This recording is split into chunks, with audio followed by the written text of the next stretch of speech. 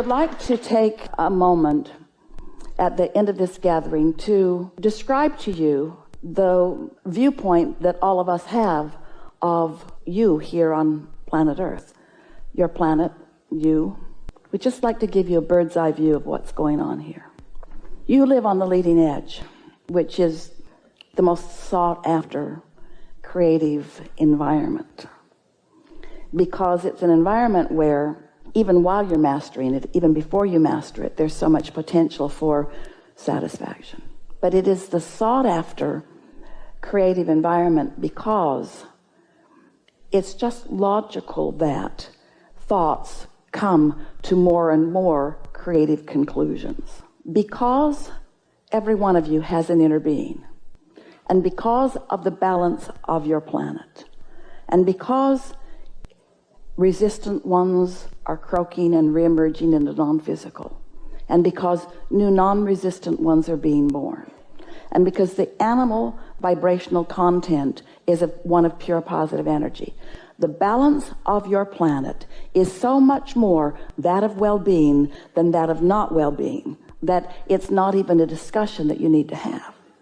But you know, humans can take one little thing that's bothering them when there are lots of positive aspects, and they can take that one little thing that bothers them and they can use that as their reason to pinch themselves off from all of this other resource.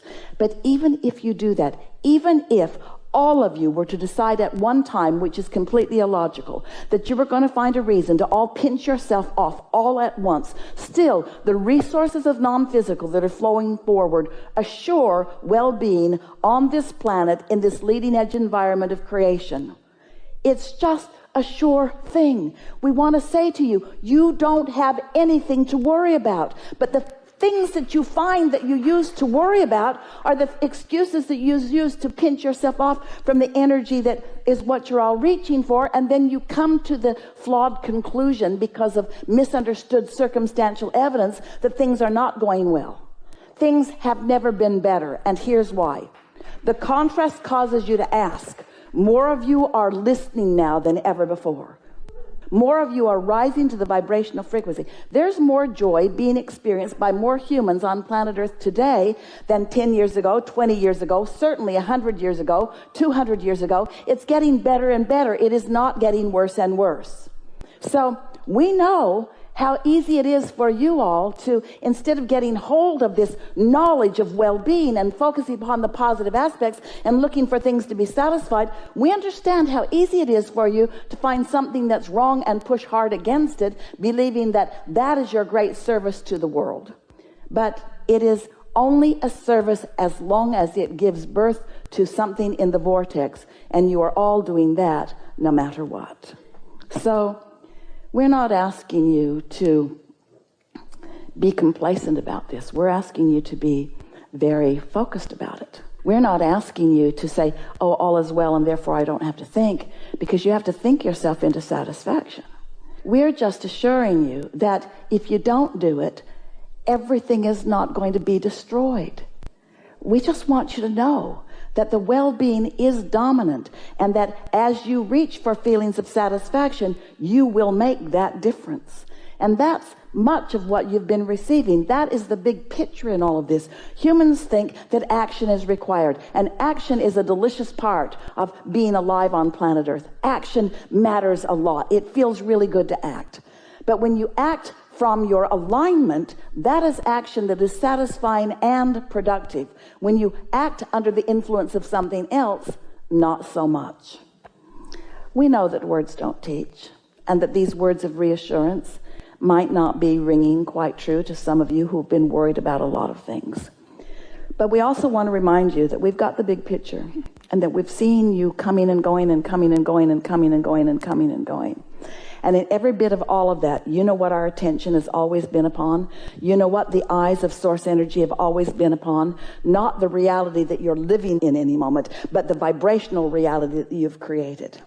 Because the vibrational reality that you've created is going to be, because the resistant ones among you are going to croak. And the new generation is going to come in and live the dream that you've put into the vortex. It cannot be otherwise than getting better and better and better and better and better. The momentum of the well-being of this planet is huge in comparison with the pinching off of it. You just have to decide how eager and willing you are to get into alignment with the well-being. And the answer to that is, what satisfying thought can I find right now? What is it? Does it have to be a great big thought that I can't even get my thoughts around? Or can I just enjoy that bug crawling across that log right now? It's so much easier than you've been letting it be. We have such appreciation for you being here in this room, being here in these bodies, being here on this planet. You're getting it mostly right in the sense that you can't help it. Contrast keeps causing you to become more. But today we think that you've come to a place where maybe you've decided with a little more determination than ever before that you're going to be aware of whether you're in the receiving mode of the well-being that you've put into this vortex or not. If you could just release your sense of responsibility to the world and let your responsibility be to your connection with Source right here and now, you would solve all problems. For a minute, and then you'd stir more up. And that's a good thing, because the contrast is what keeps us all moving forward. The contrast is what puts the eternalness in eternity. The contrast is what assures the wholeness and the foreverness of that which we are. There is great love here for you. And as always, we remain stubbornly, joyously, interestedly in your vortex.